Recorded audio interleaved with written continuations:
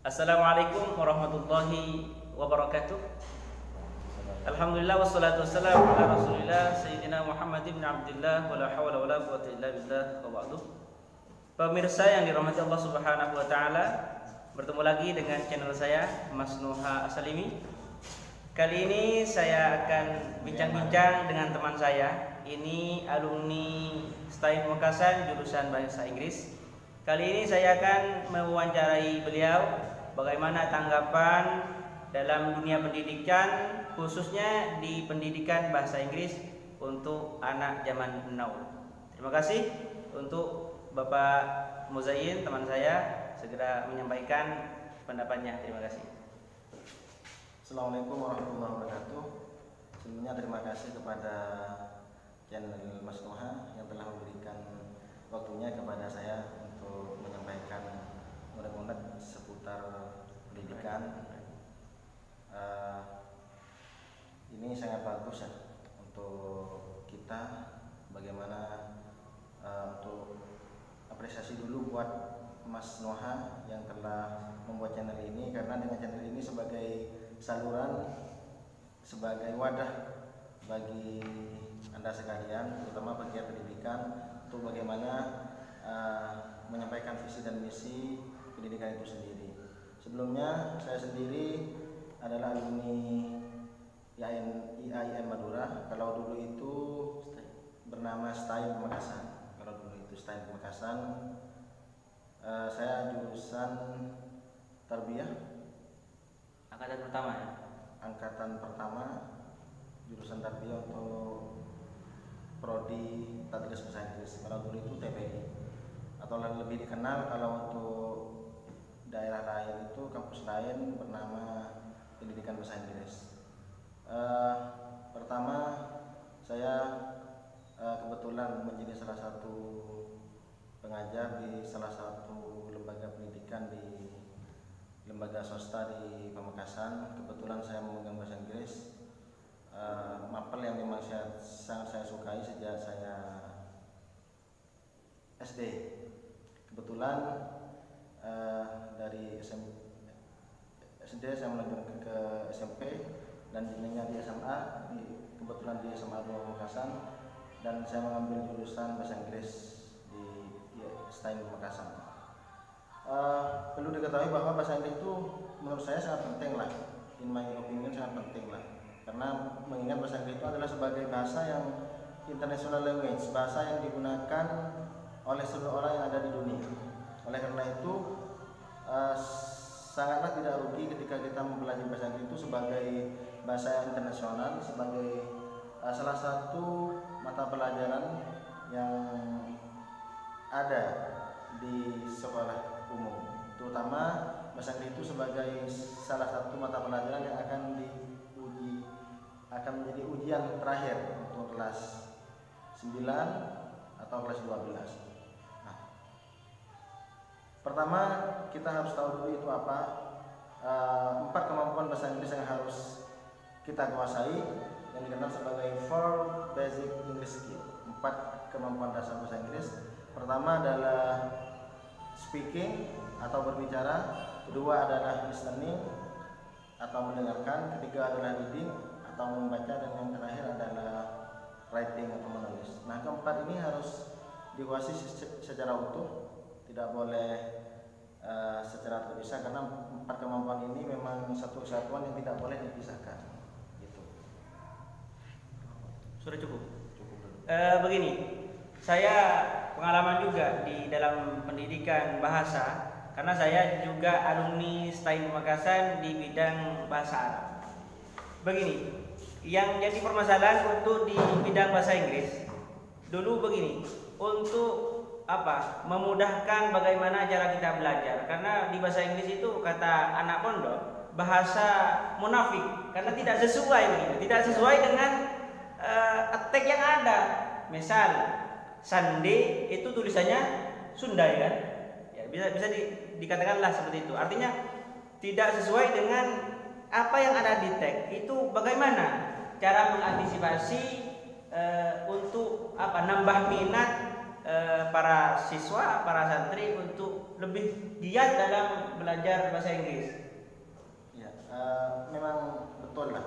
Memang ada celetukan di tengah-tengah siswa itu. Memang bahasa Inggris itu dalam tanda kutip bahasa munafik lah. Dalam artian antara tulisan dengan bacaan itu memang gak sama, dan itu memang tantangan bagi siswa, bagi kita lah. Karena memang itulah salah satu keunikan bahasa Inggris sebagai salah satu internasional yang diterima oleh seluruh bangsa yang ada di dunia ini, yang diterima oleh semua elemen negara yang ada di dunia ini, sehingga sangat apik sekali ketika bahasa Inggris itu dijadikan sebagai bahasa pengantar di dunia internasional. Sehingga termasuk itu uniknya kan antara bacaan dengan tulisan itu kan nggak sama. Misalnya kita lihat saja seperti Facebook. Facebook itu kan tulisannya kan kalau orang Madura Facebook seperti di nyanyian itu Facebook gitu kan.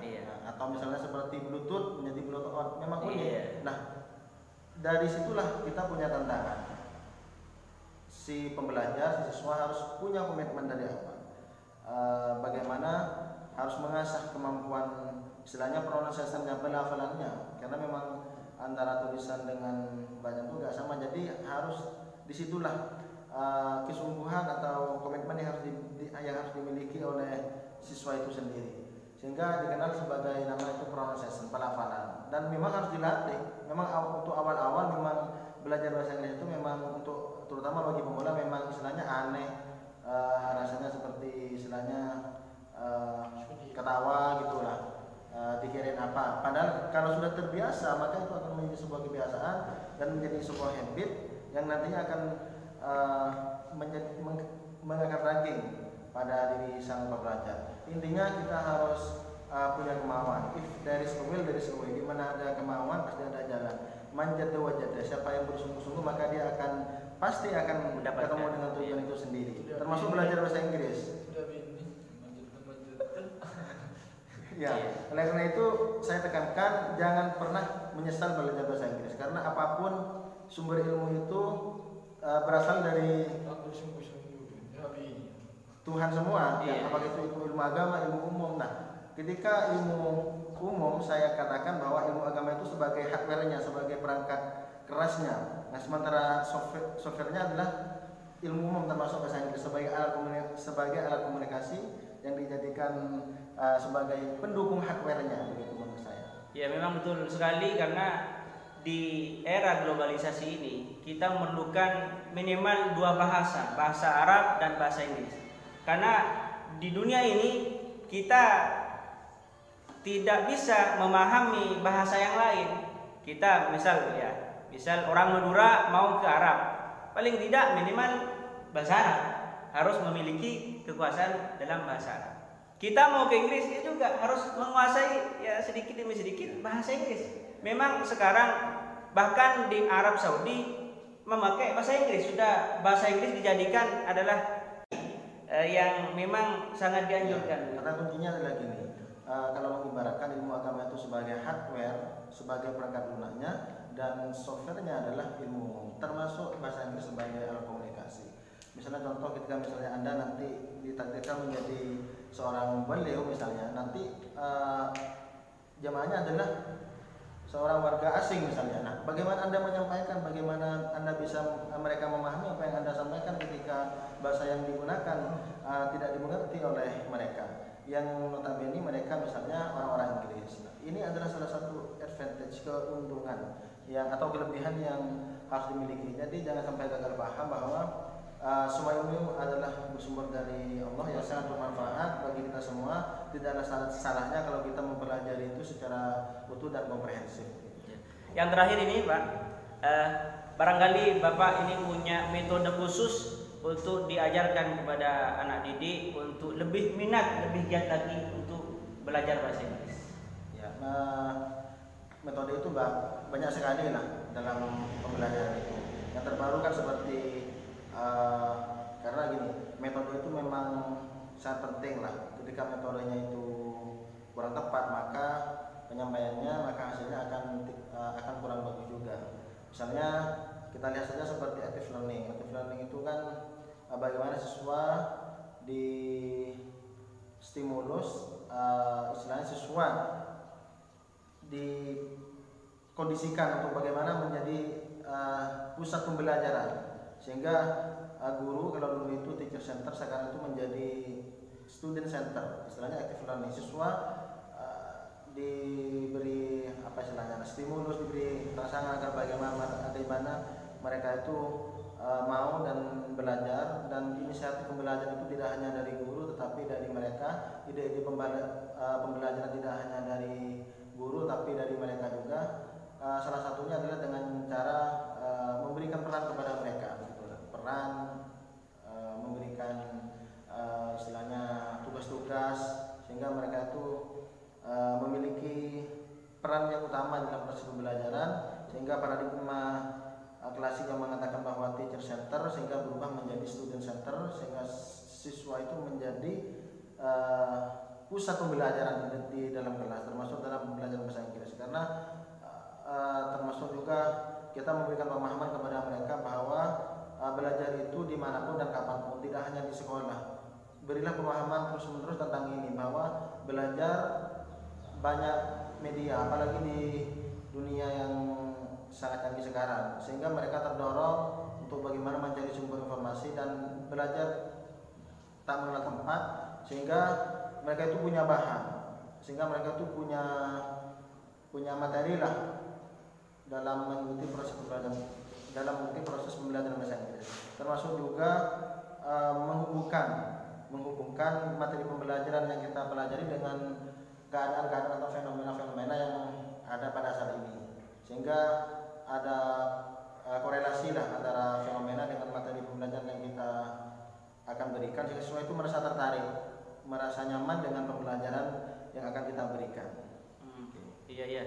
Terima kasih. Jadi intinya kita sebagai guru, bagaimana kita harus cermat, bagaimana kita memberikan sebuah metode dalam pembelajaran itu yang terbaik.